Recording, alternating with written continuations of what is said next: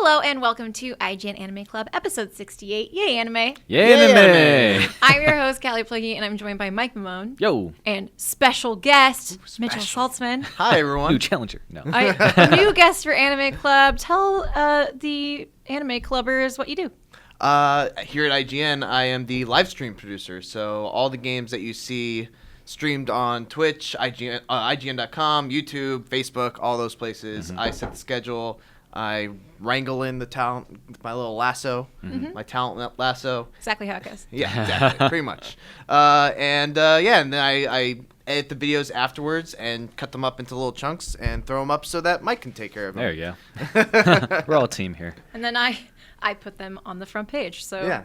Full circle. Full circle.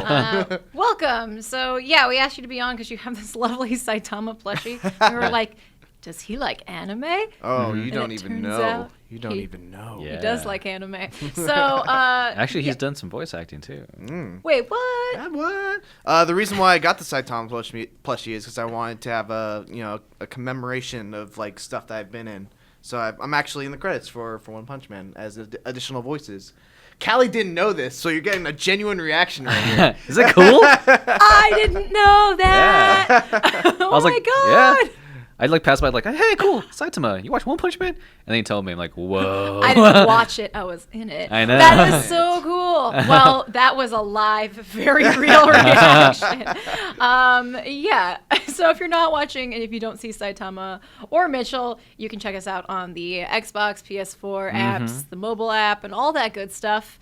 We're all over the place, and you should definitely check out the video because we got some cool figurines. Not as many as usual, but a good amount. All right, so we wanted to talk about the fall anime season because I can't believe we're already there. I'm still not done with my summer leftovers, but we've started to watch a lot of the new shows, and that's one of the reasons we asked Mitchell to be on because he actually watches new shows. Yeah. So let's start with you. What's something that you watched?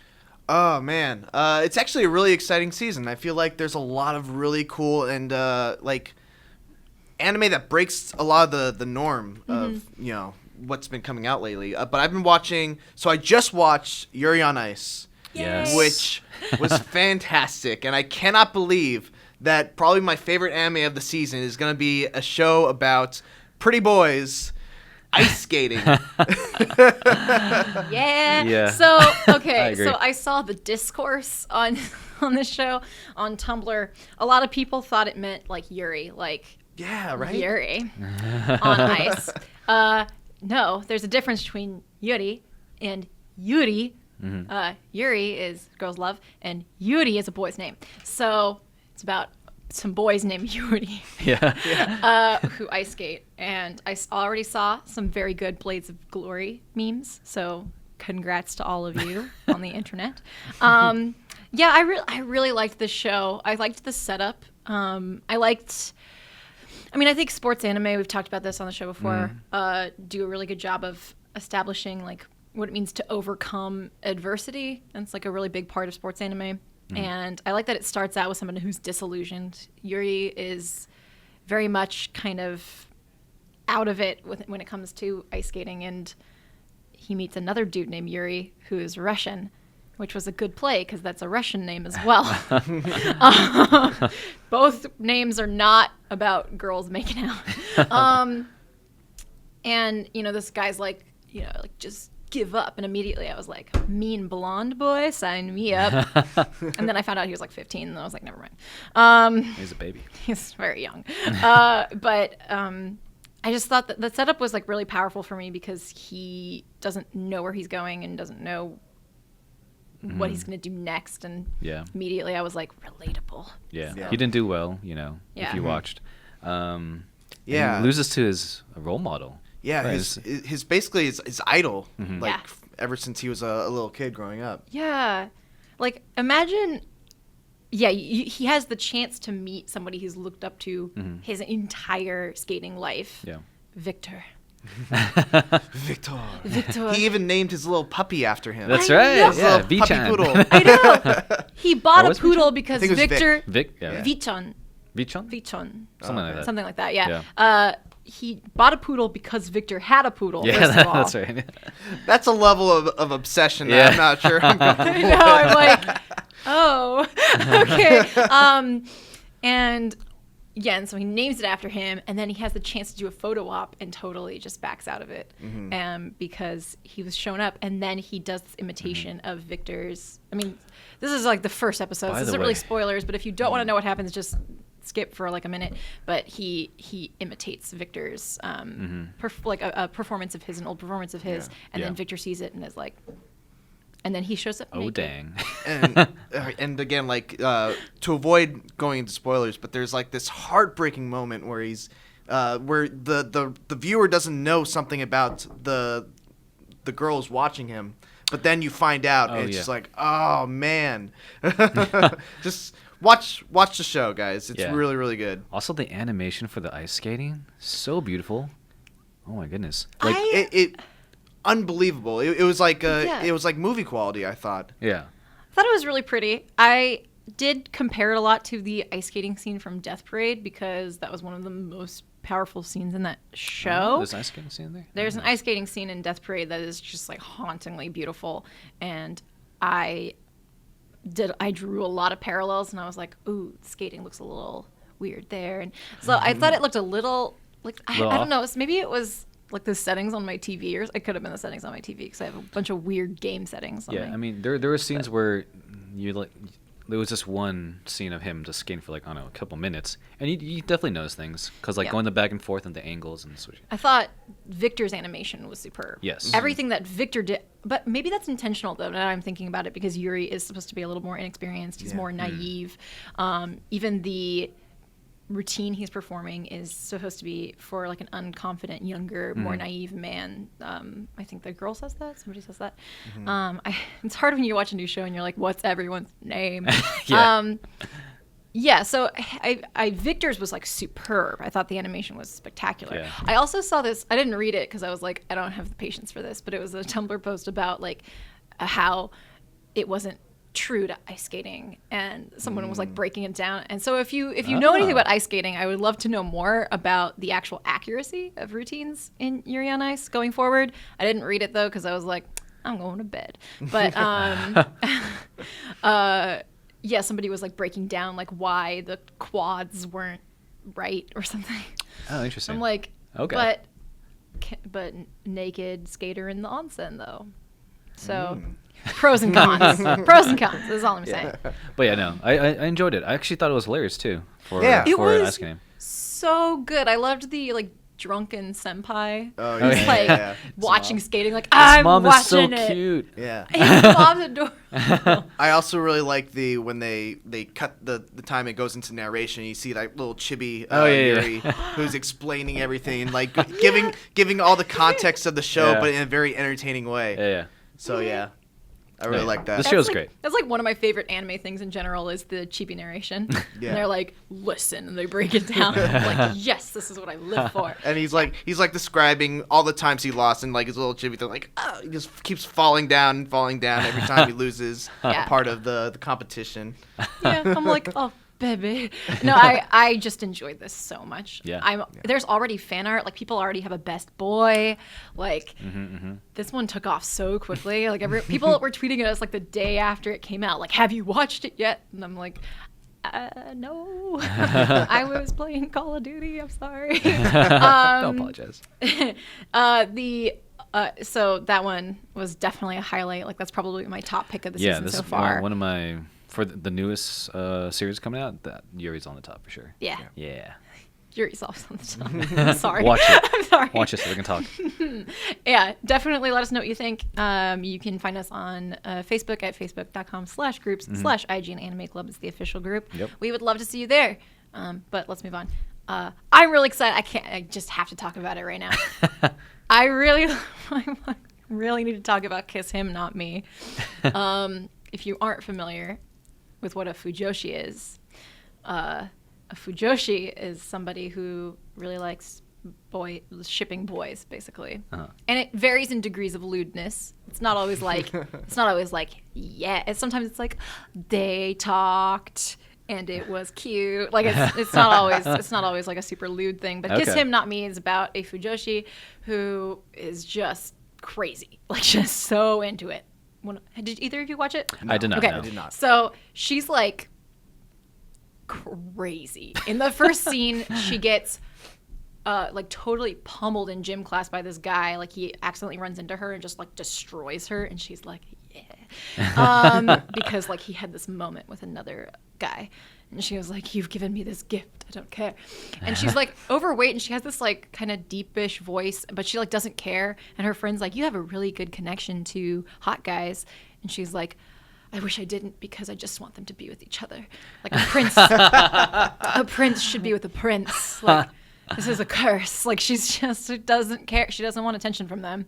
And then she watches an anime, and her husbando dies in the episode, and she gets so depressed she doesn't come to school for like a week, and like, and like she doesn't eat, and she loses a bunch of weight, and then she comes to school, and all the guys are like, "Daddy," they're like, "Who are you?" And she's like, "I'm Kai," and they're like, "No, you're not Kai." And so they all ask her out, and it's this whole like reverse harem thing, where she's kind of like, "I don't want to go on a date with you. I want you to go on dates with each other.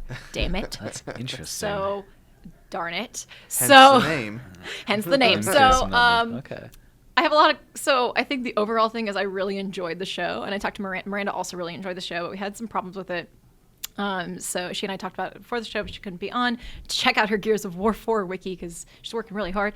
That's why she's not here. But yeah, so I think the first problem I had is that like she loses weight in a week, which is like that gimmicky thing, like I didn't eat for a week and now I'm hot, which is bad because if you do that in real life, it's not good for you. Kind of dangerous thinking. Yeah. Kinda Yeah, dangerous. I would definitely caution against that. Having, experienced stuff like that, not a good time. And it's not fun when people are like, "Wow, you look so good," and you're like, "I'm dying inside," Yeah. So I had a problem with that.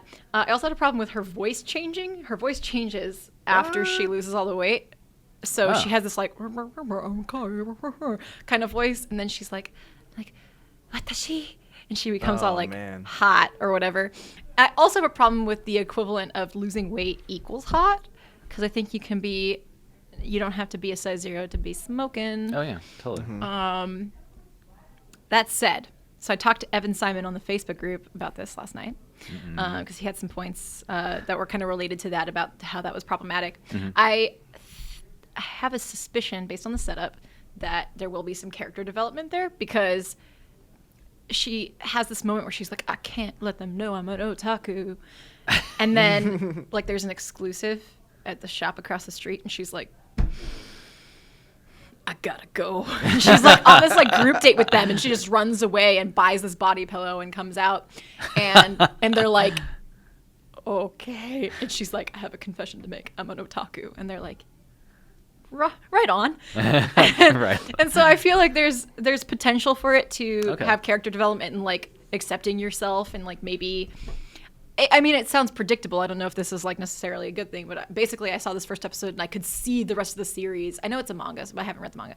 I could see the rest of the series being like, and the guy who was mean to you when you were fat is not worth your time, or whatever it is. It might not be like that, but I thought it was really funny and entertaining and relatable, because that does happen in real life when you get hot, quote unquote, and all of a sudden guys who didn't talk to you or who were mean to you, or girls, are suddenly like, "Hello," and you're like, "Oh, please, don't talk to me."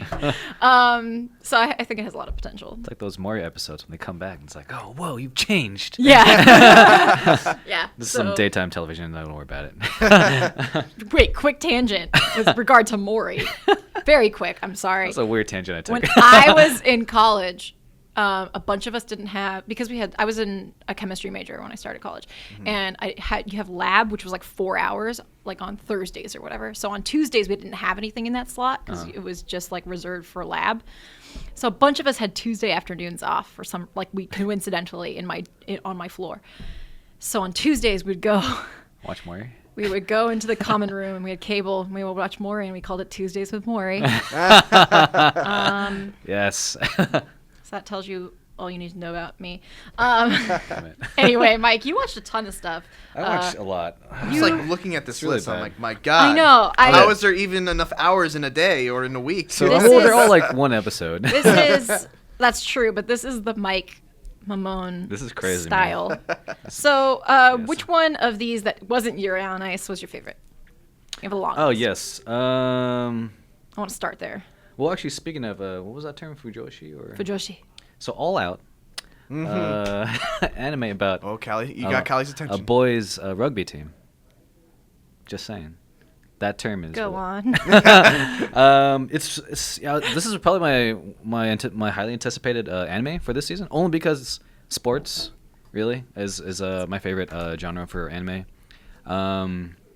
and I thought it was Pirates and Nakama.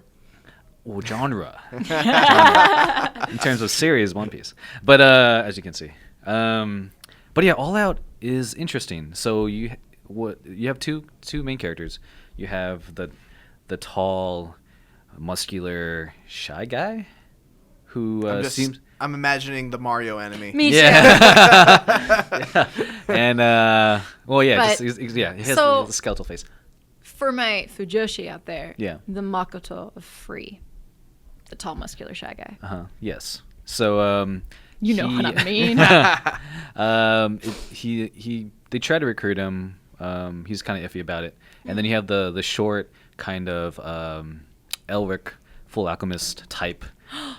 Short and small and ready to fight. Exactly. With a arm blade. He's one short from being that character. But yeah, and then that's pretty much his archetype. And those two meet for the first time, and then they learn about rugby, and that's where the whole sport comes into play. I won't even see the first episode. I think episode 2 came up. Anyway, yeah, I'm looking forward to this. I want to see. My one thing about sports anime is that I want to learn every aspect of the sport. Mm-hmm. Or not every aspect, but at least a good chunk of it by the time the season's over. Yeah. Right. Like that's how I felt about Prince of Tennis. That's how I felt about boxing, or Hajime no Ippo, I love that show. Haikyuu. Yeah. Oh, see with me. I also love One Piece. Yeah. Oh, hey, there you go. Yo ho ho, talk about a gun. So All Out, I'm hoping, because unlike Days, which was a soccer anime from last season, ongoing to this season, it was kind of a disappointment. It didn't really focus on how the sport is played. It focused more on just the characters themselves, and the protagonist just wasn't living up to what I was hoping for. Mm-hmm. So that's why I kind of stopped watching Days. So All Out coming out right now. I like it, and I'll see where it goes. I'm hoping for the best, and I'm hoping that they get some. I mean, it's rugby, so there has to be like some awesome shonen type sequences. So that's one that I'm looking forward to this season. Another one that I am watching as well, Tiger Mask W, which Megan is also wrestling. watching. Yeah. Yeah. Yeah. Heck yeah.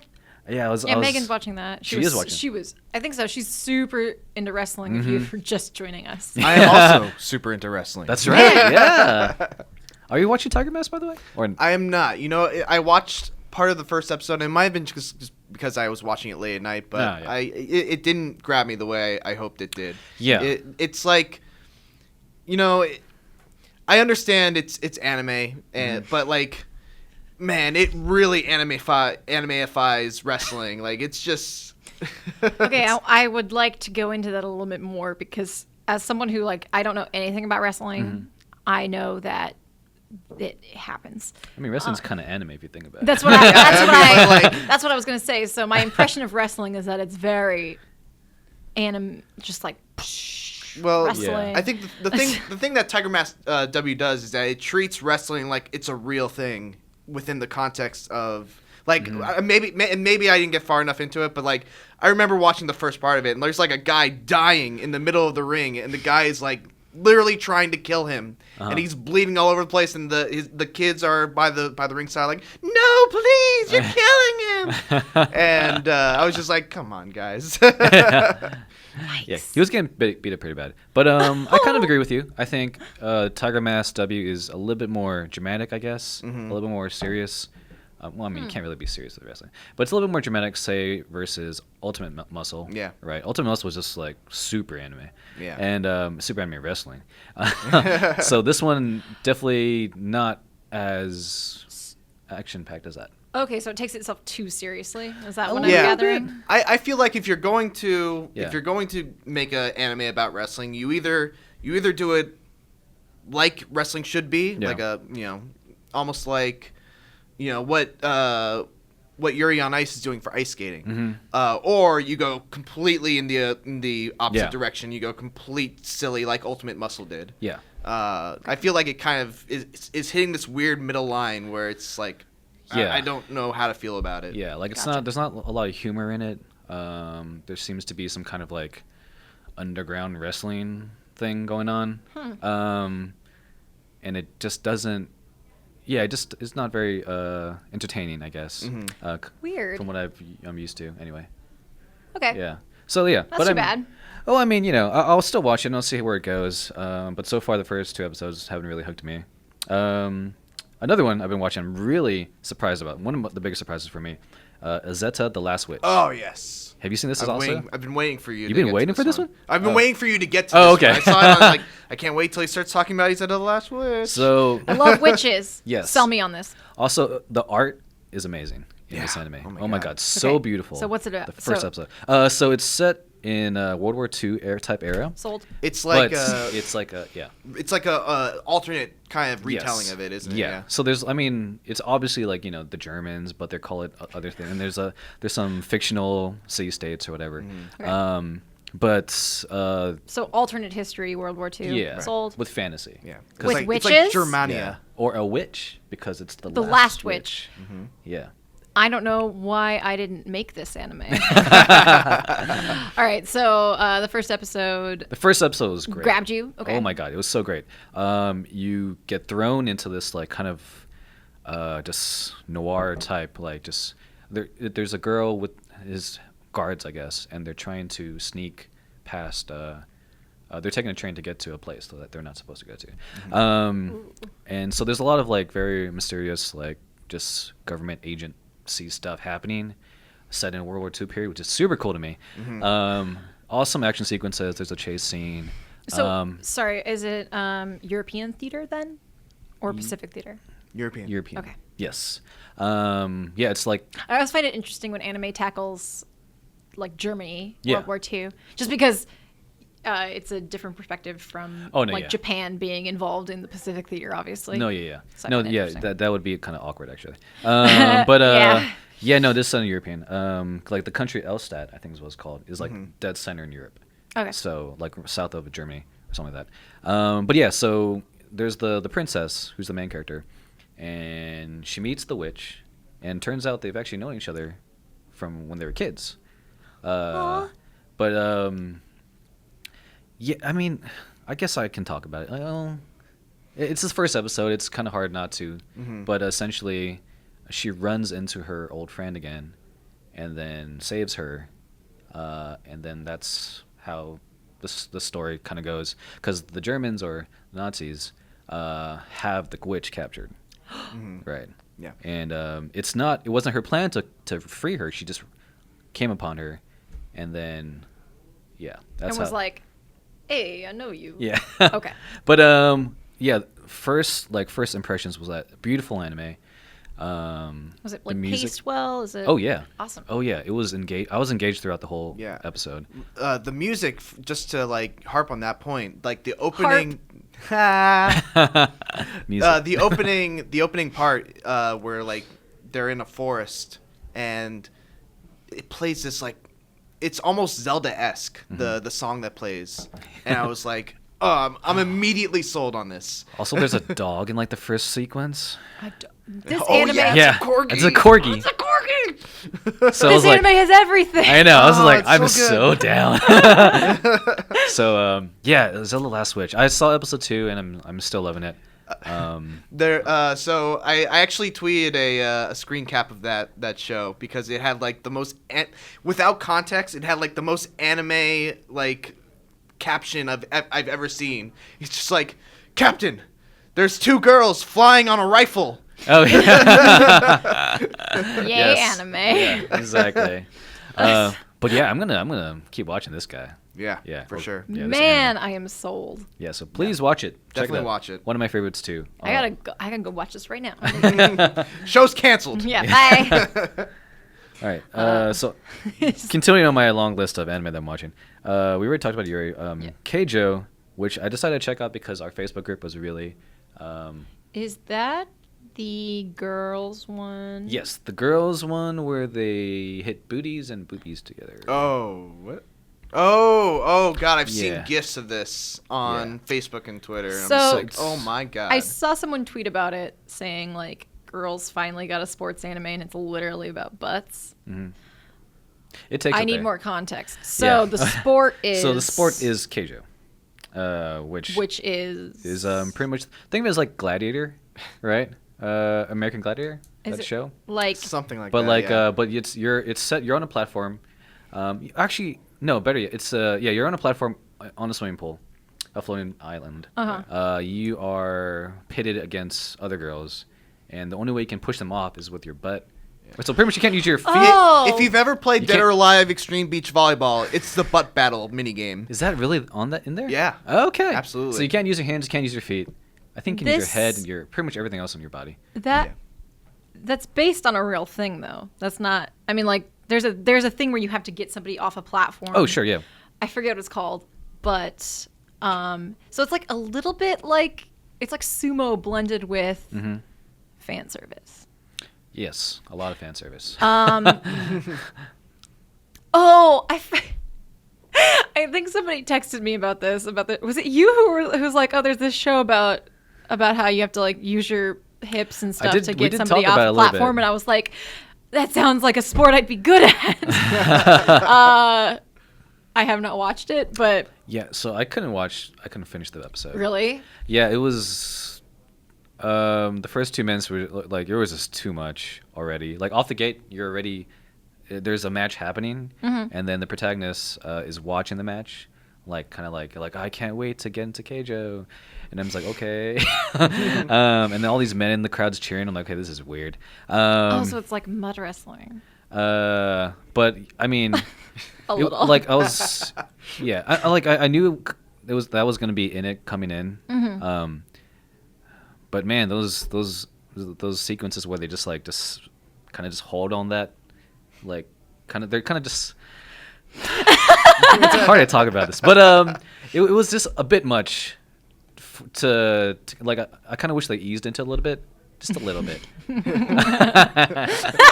That was good. Oh, man. I'm not even halfway through my list. Yay, anime. Let's move on. But yeah, I don't know. I might try to watch the whole episode just so I can get a better feel for because a lot of people are talking about it in the Facebook group, and I just don't want to I mean, I kind of want to watch it yeah. because I feel like I'd have opinions. But also I hear it's hilarious as well, Yeah. and I want to at least experience those scenes to give myself an actual an actual real first impression of the show. So All right. I'll try to finish it and we'll see. I don't know. Have you seen Keijo at all? I have not seen Keijo at Okay. all. But now- I've only seen the bits that have been shared. Okay. On, Well, there's a lot of bits going on. So Lots of bits. Mike. I mean, there's memes and gifs and literally all over our group. Yay, anime. I didn't mean that in a. Okay, I'm gonna stop. Oh, anyway, so moving on. Okay, we might have to continue talking about new shows next week because we have to keep the show a little tight. Oh, dang. So pick 2 more you want to talk about from this 2 list. more. This list has 6 more things on it. Okay, well, I'll just mention these 2. Okay. So, Monster Hunter Stories Right On. right. It's actually made by the same the same studio behind JoJo, which is kind What? of weird. That is weird. Yeah. But yeah, Monster Hunter Stories. I played the series, so I was interested in watching this. It is not that great. I thought it was gonna be very similar to Puzzles and Dragons, which was from last season. Was that good? That was better. Yeah. For sure. I thought it was good for what it was. This one, the monsters the monsters are in CG, so they look kind of weird. The characters I'm not really feeling. It just seems a little. I don't know. It's just not. They're kind of spoon feeding you, Yeah. like the plot. It's like, here you okay. go. All right, now let's just have fun with it for now. I feel like licensed games that are made into animes have the same effect on me as like any licensed product video game. Yeah. Yeah. Like they're usually Like Superman pretty 64. pretty bad, but Yeah. every now and then you get a Batman Arkham Asylum, and it's great. Mm-hmm. Yeah. But yeah, usually like something like Monster Hunter anime, usually red flags pop up. Yeah, it's too bad because like it's Yeah. a really good game series. I mean, there's not a lot of story there, Well, but that might be the source of the trouble, Yeah. right? Like if they don't have a lot of story to go off of, it might be like sort of paint by numbers. Like, okay, we're going to just yeah. use this universe Mm-hmm. and do a very basic storyline. Yeah, so yeah, I mean, I couldn't. I think I watched the first episode and I was like, I can't continue Yeah. with this. So that's another one that I decided to check out. Drifters is another one. Drifters is I the know. same people I've saw behind some of that. Hellsing. Mhm. The animation Ooh. is very similar, It's actually. the same manga artist, I think. Yes, Yeah. yeah, the same creator. And essentially, it is a battle royale of people from history. Like Fate's Day Night. Yeah, that's true. But it's weird. Like, so instead of being summoned by like their user or whatever, they just get like on the verge. Well, the protagonist was on the verge of death, and then he got summoned to this mysterious place where there's a bunch of doors, and then he gets thrown into one of the doors, and then he meets other people from history. There's so I mean that's all I got from the first episode anyway. They haven't actually had a battle yet with other, but he's met other people. So like, which I will say for you guys to check it out. But yeah, it's interesting. I kind of want to see where it goes. The animation kind of throws me off a bit because it's so similar to Hellsing. Hellsing's art is very like there are parts of it that I really like, Yeah. but just looking at it just through like I'm trying to think of the best way to describe it. It's really ugly, but I don't mean it's that very in like unique. in a like disparaging way. Yeah. I'm just like the way that they're drawn is not the usual anime style where Yes. like everyone looks only the ugly people are supposed to look ugly. Like everyone looks kind of like very thick lines and The eyes are it's a very unique art style. Yes. Yeah. Kind of like JoJo. JoJo's unique. Yeah. So yeah, no, I totally understand what you're saying. But yeah, Drifters is an interesting one that I might check out. I mean, it's not the first episode didn't really grab me as much as I would like it to, but it has me intrigued and I want to continue watching. But next time, for those that are still wondering what I'm going to talk about, I'll talk about Haikyuu next time. I'll talk about Gundam, IBO, Poco's Udon World, and Bungo Stray Dogs. So most For of next those are continuing, like second, Yes. third seasons. Yep. Next time, I also want to talk about Sound Euphonium season 2. So we're gonna do a lot of continuing seasons, I think, next time. Oh yeah. Any last words? Oh no. There's a couple anime that I checked out that I thought were really good also. God, I wish I came prepared though because I don't have the names we're at the point of the season where it's still really early on and I haven't really committed to memory the names of everything. I just know the picture on Crunchyroll. I'm like, oh, that's a show that I watched. That's the one. But there's a show that's like the Magus's Bride or something like that.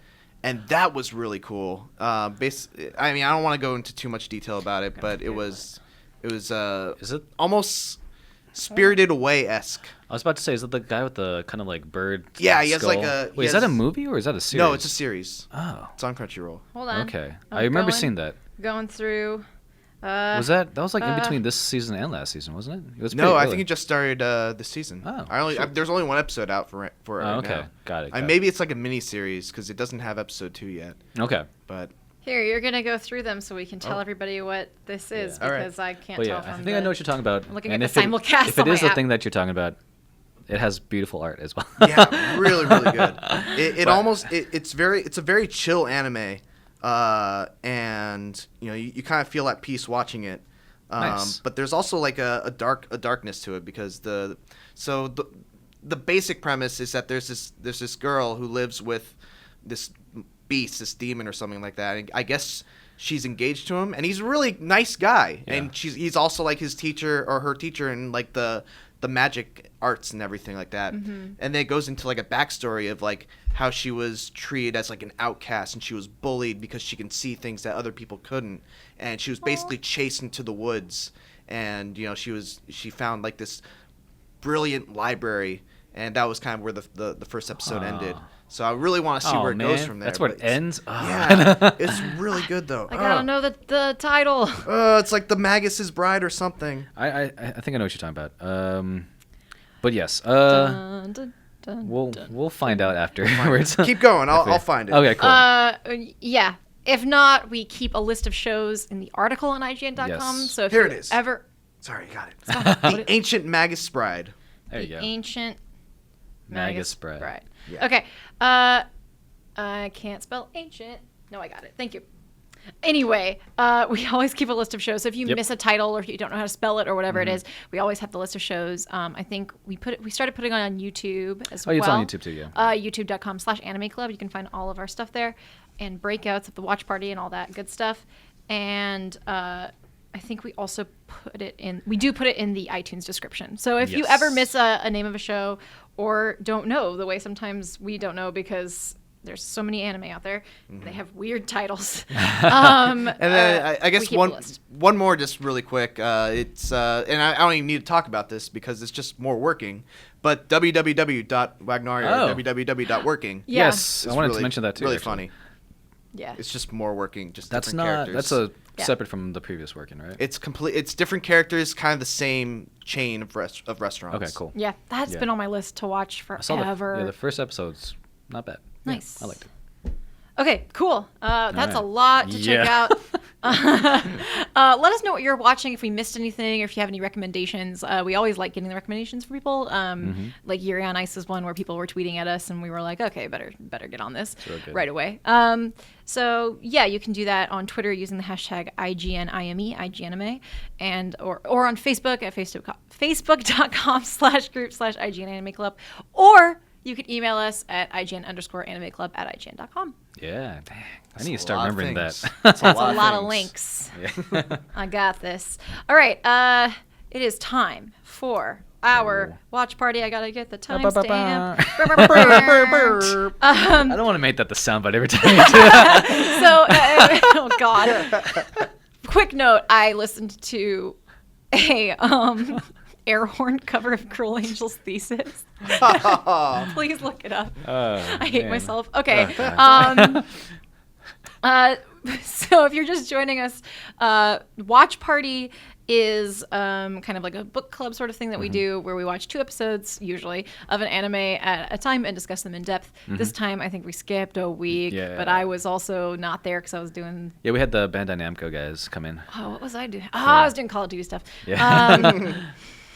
So now we're discussing 4 episodes of Psycho-Pass. It's a show that you guys voted on. We always like to do something that everybody can watch and everyone can enjoy. Although, as always, Psycho-Pass is very heavy and can be very gory and assaulty. So just keep that in mind. But we're about halfway through season 1. So Or a little bit more than halfway now. yeah, a little bit more. So, yeah. So if you want to, if you haven't watched it, stop now, and you can go back and start watching and participate. So people write in. We have to go through this a little bit quickly, so I just want to spotlight what people wrote into us about Psycho-Pass. Yes, yeah, we had so many comments and breakdowns from you guys. Thank you for that. Yeah. But we can't put the whole thing on here. That's otherwise it would be a 2-hour podcast. But thank you. I mean, we read them all, and I love it. So we took some of the parts and tried to make it fair for everyone. All right, so starting with episode 13. I should have said we're doing 13 through 16. But yeah.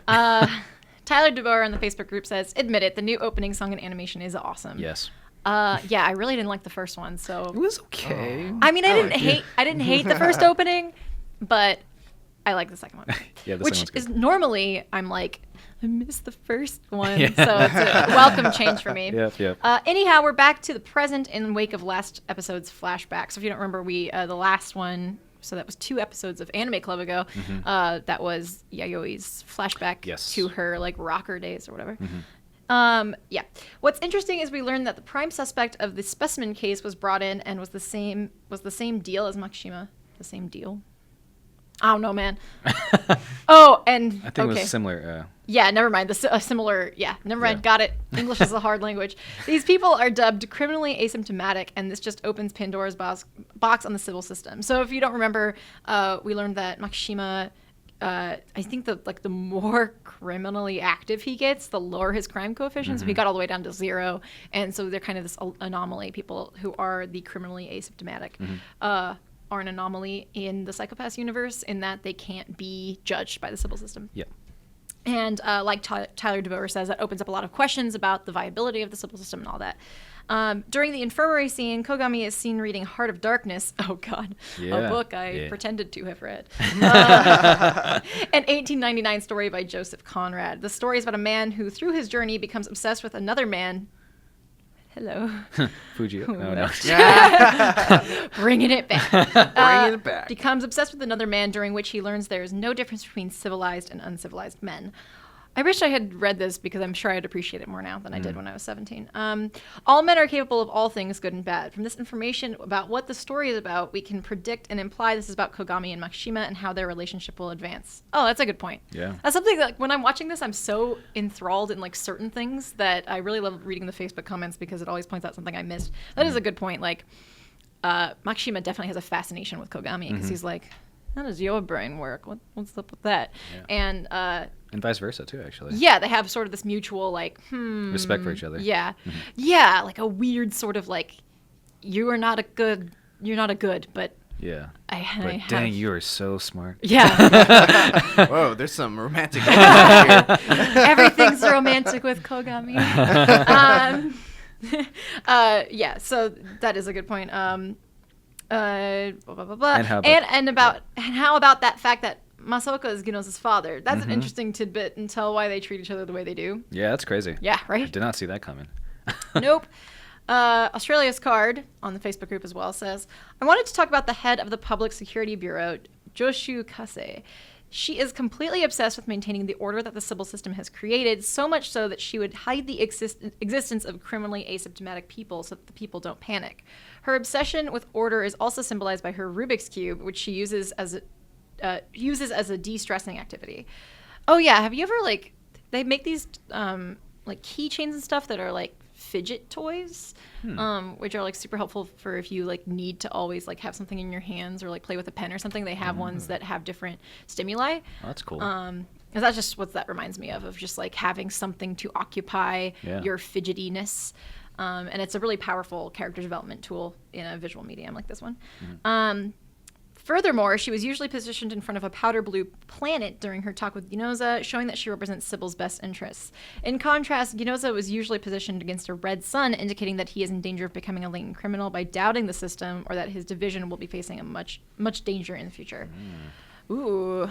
I love these. I feel like last time Australia's Card also pointed out color in Psychopaths. I feel like there was a comment you made, correct me if I'm wrong, but I'm pretty sure it was Australia's Card, about color.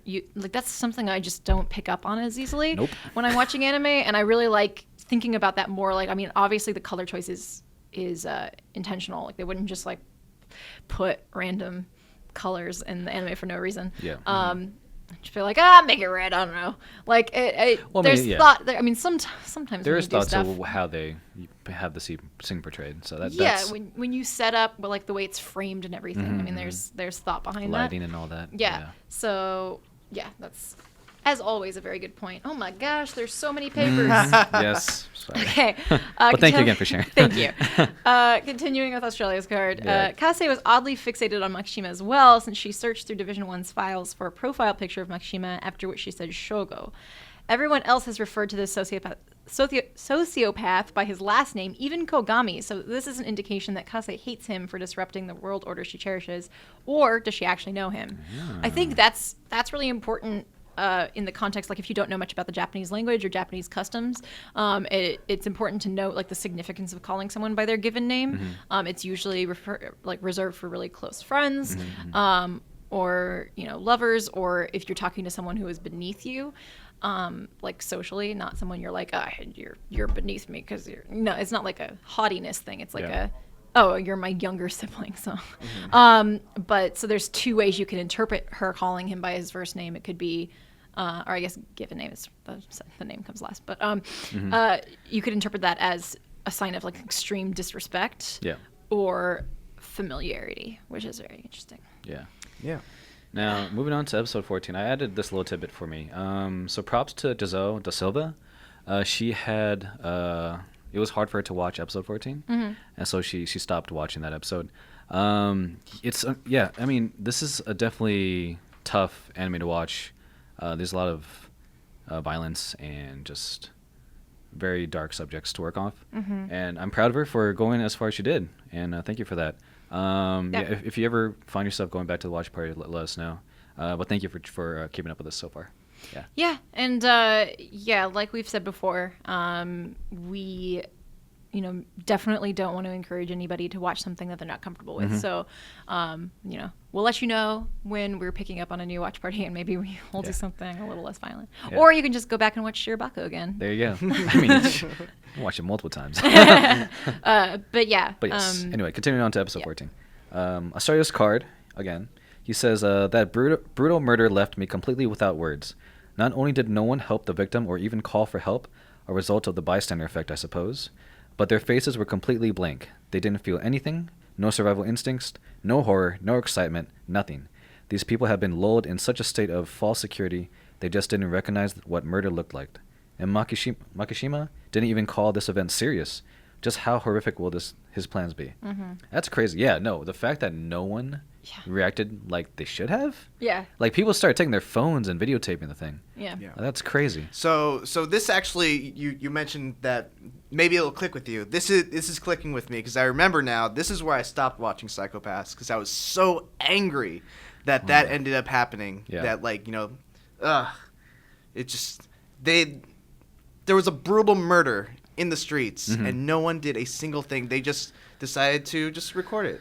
And I was just like, oh my God, how is this world like? I know how the world is like this, but I'm like, it just drove me crazy that could happen. Yeah, I'm curious that like, you would think that helping them would make their hue, watching would be worse because you're just watching it unfold all, I assume. Yeah, I think that's what it's illustrating though, is like, because they don't want to get their hue. Detachment or disassociation or desensitization are all things that will keep your hue clear. Whereas getting too deep into something, I mean, we've experienced that talking about the inspectors, like getting too close to something, even if it's to help. Yeah, you're right. That's the big question that the show has posed so far. I mean, this is something that I think about a lot, like with, I don't know, if you're reading comments on the internet so sometimes I'll go in and I'll be like, maybe I can change someone's mind. And I'll go in and then it'll ruin my day. I think it's one of those balancing acts, and one of the things I've observed about Psycho-Pass so far is that in their world, I mean, they have like quote unquote therapy to cure you of your victimhood or whatever, but it's not about managing your mental health. It's more like just doing a spring cleaning in your brain. Like it was very interesting to me, like how they approach the idea of clearing your, like when your hue gets clouded, like towards the beginning with the girl who was abducted, and it was all about like, oh, she can go to therapy, she can be redeemed, and then it was like, nah. But I thought about that a lot. Like, there's no management of. Yeah, that's fair. Like, you can't get involved because there's no way to manage the disillusionment that sometimes comes with seeing horrible things, even if you can help in some way. Yeah, Does that make sense? Yeah, that's true. Even if you had good intentions and you want to protect her, you would be aggressive towards the attacker. So I guess. Yeah, it's like. Yeah. Okay. Well, yeah. Anyway, that scene was brutal. Yeah. I just like that about the show so much because it makes me think about in real life how you balance those things. I mean, everybody has to balance those things. If you watch the news, sometimes you just have to turn the news off because you're like, this is horrible. Yeah. Then sometimes you look at a cat video and you're like, everything's okay. Just everything's fine. So Everything's going to be fine. yeah, Exactly. so like balancing the joy of helping someone versus getting too involved in something that's very dark. Like that's what I mean by they don't have any way to balance that or manage that. Yeah. And they don't want to take that risk. Yeah. Yeah. Nito Totoro continues. The worst case scenario that director Kase alluded to is revealed to be Makishima's goal, or at least his goal for the stage of his plan. He intends to crash the system using awareness of the very subjects the system is so proud of.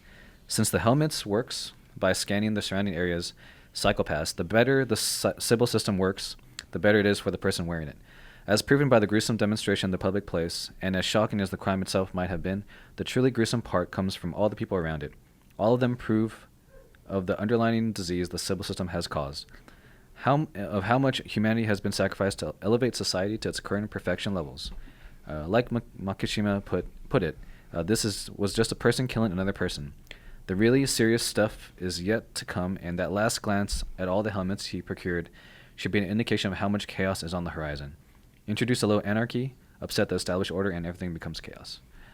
Yeah. A little bit of Joker in there. I was about to say. Actually, I think Naruto actually had a photo of Makishima, and put the Joker lips and eye, like mascara or whatever.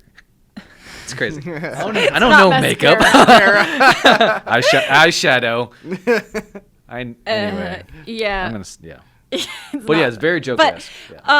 Yeah, that's the other thing I wanted to bring up about Makishima, and also just going back to episode 12's flashback of do we challenge the system or do we try to fit into the system? It raises the question of like, I mean, obviously there's the question of like what is moral in Psychopaths, but Makishima is definitely like a watch the world burn kind of person, but he also has a point, and so that's the confusing thing is like, oh, is it good that he's doing this? Like, could it be good? Also, where does he get all those helmets from? He's not. I mean, he was. Actually, you really don't know who he is. Only that he was like a counselor in that school. Yeah. For a bit. Yikes. And then he wanders around. But yeah. Yeah, I'm curious if they'll go deeper into like how he manages to, just take control of this whole operation. Yeah. In some fashion. Anyway. Yeah. But anyway, episode moving along. 15. We got speed through 15 and 16 Yeah, because go for all it. of us have to go do something. Yes. Megan Murphy, shout outs to Megan Murphy, Kogami lover, as you should be.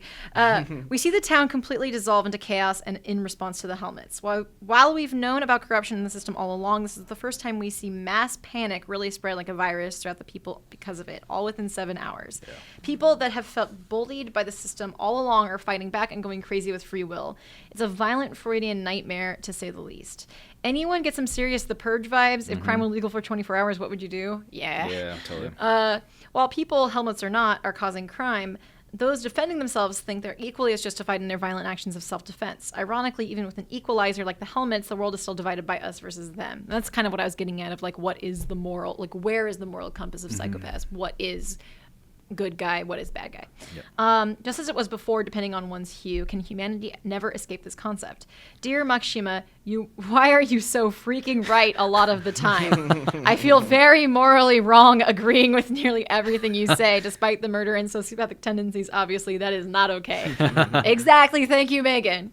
But that's what makes him such an enticing character. We know he's evil in his actions, but can we really say his mindset is wrong?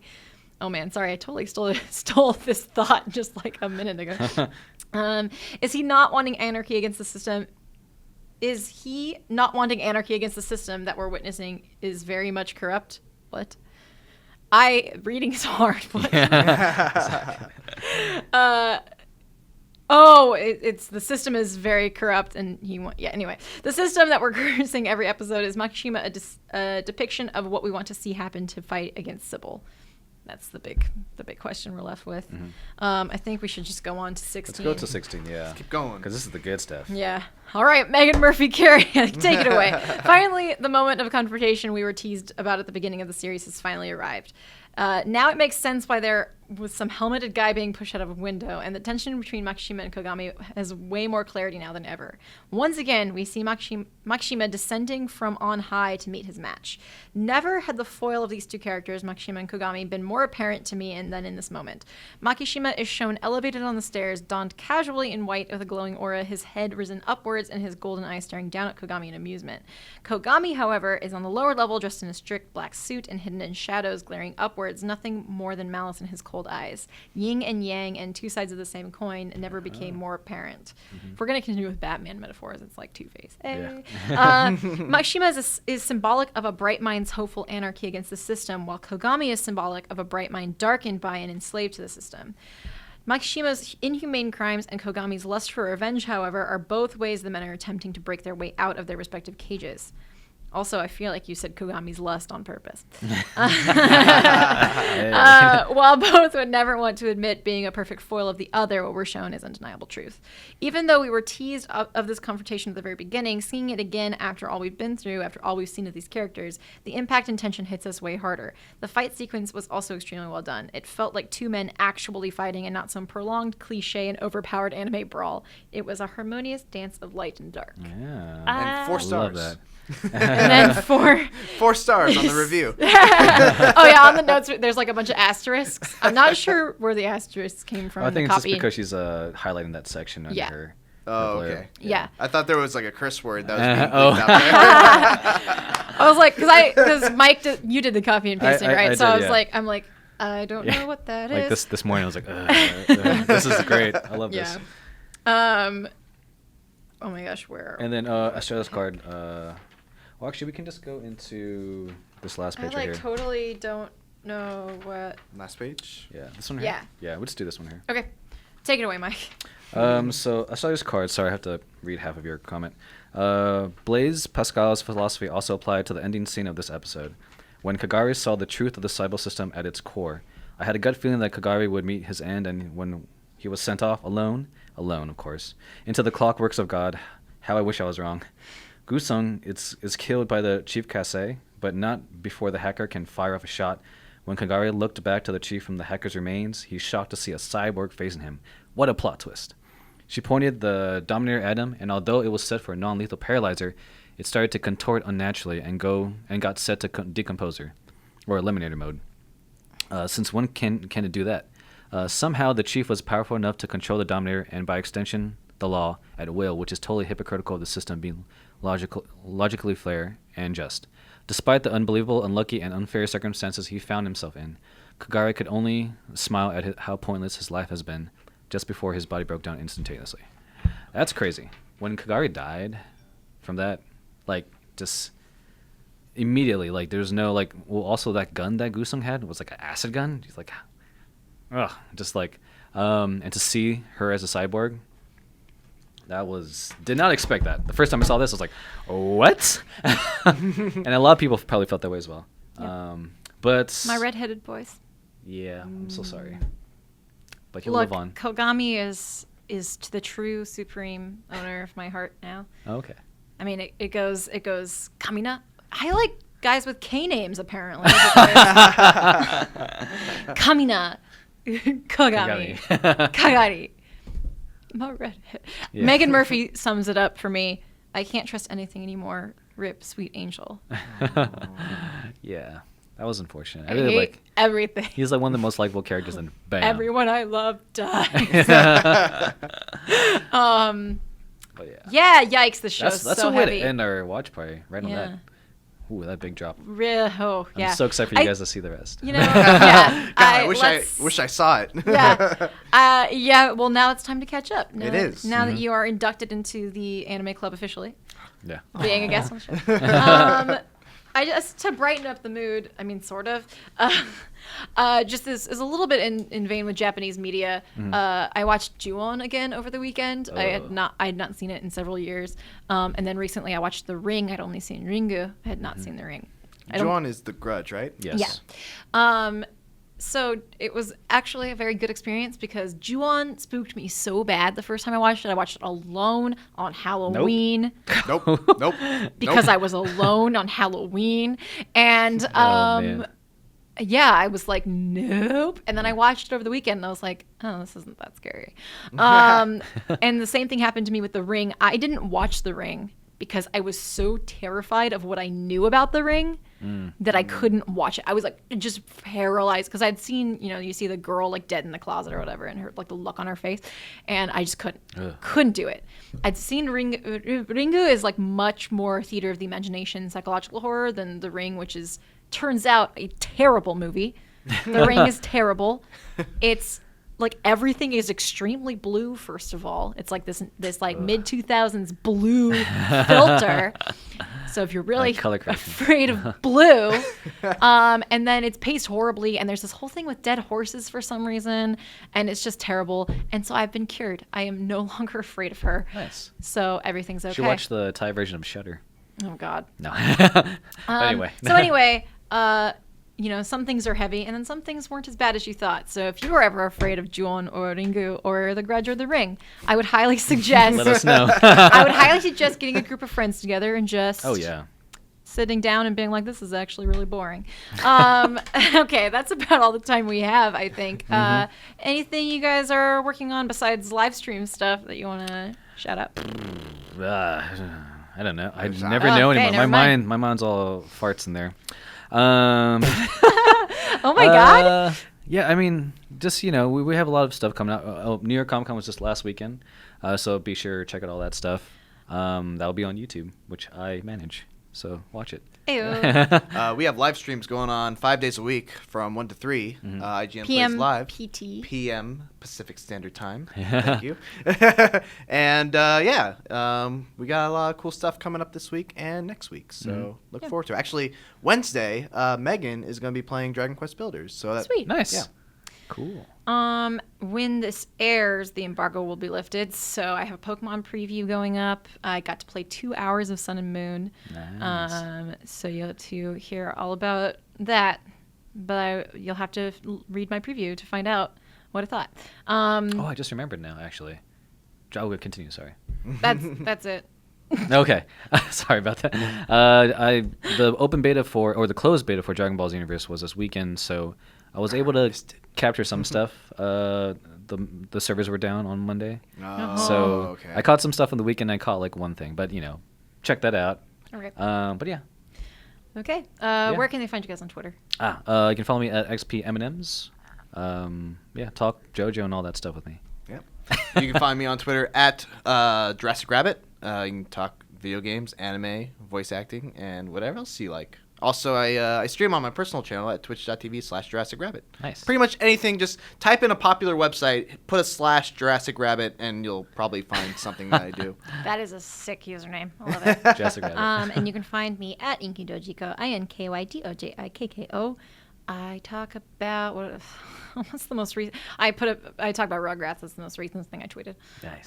That'll change by the time you watch this. But as of right now, I tweeted a picture of a Cynthia doll that Max Scoville gave me this morning. Hey. All right, that concludes Anime Club, IGN Anime Club, episode 68. Thank you for joining us. We'll see you next week. Bye bye. Bye.